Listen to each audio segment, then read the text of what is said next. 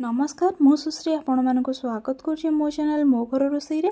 आज मु आपण मानक सहित कखारु फूल रे पिठौ रेसिपी बनैके शेयर करी जोटा कि आपण मैंने बहुत कम समय रे बहुत कम सामग्री रे इजिली घरे बनै परिबे। सेथिमे एबे एठी मु किछि कखारु फूल नै जाइछि।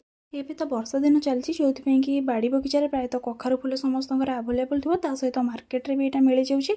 तेबे देखंतु एठी किछि कखारु फूल एठी मु कलेक्ट कर नै छि।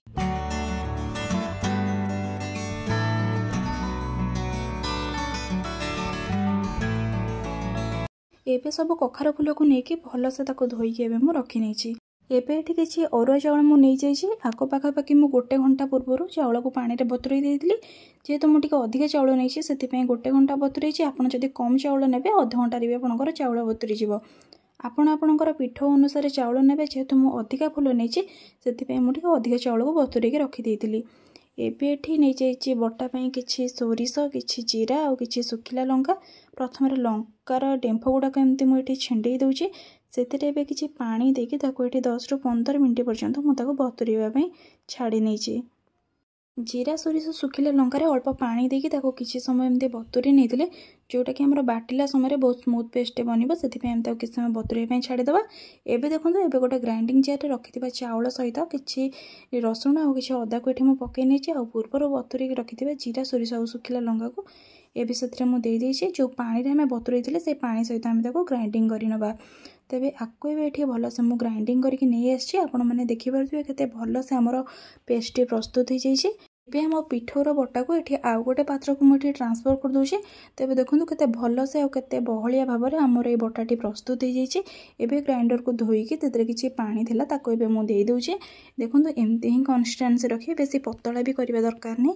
एबे से स्वाद अनुसार लुण और गोटे चामच ये हल्दी पकईकी ताको ये भल से मु मिक्स कर नौची। तेबे देखो आमर जो आणटी रहीटा एमती ही रही बेसी पतला करने द्वारा से लगे भल से कखारु फूल से कंसिस्टेंसी टे बहलिया रहीबाटा ही भल।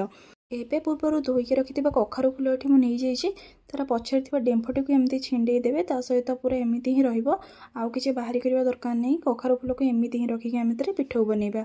एबे कखारु फूल को एमती पछपट धरिकी दुई पट साइड को तार एमती भल से आमर चाउलर आण ये बुड़े नहीं। एबे गैस ऑन करके गोटे लुहा तावाटे बसई सारा एबे से किसी रिफाइन तेल नहीं। आपन को जेकोसी खाଇବା तेल पसंद आपन से तेल नहीं पारे।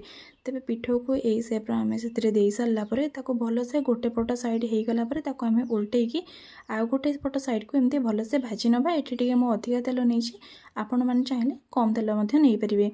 एबे दुई पट साइड ये भल से होपर एबे आमर प्रस्तुत हो जाइए कखारु फूल पिठौ। तो आपण मैंने केबे थरे को घरे ट्राए करूँ। यहाँ गरम भात सहित पखाल भात खास करके बहुत भल लगी था खाइबापी। केबे थरे को आपण मैंने घरे निश्चय ट्राए करूँ। मते कमेंट सेक्शन रे कहिबे आपण माननको वीडियोटी केमिति लागला। वीडियोटी हेल्पफुल होइतले मो चैनल को सब्सक्राइब करिवे।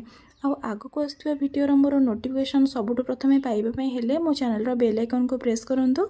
तेबे सेतबेले पई रहउछि देखा बा गोटे नुवा वीडियो रे नुवा रेसिपी सहित।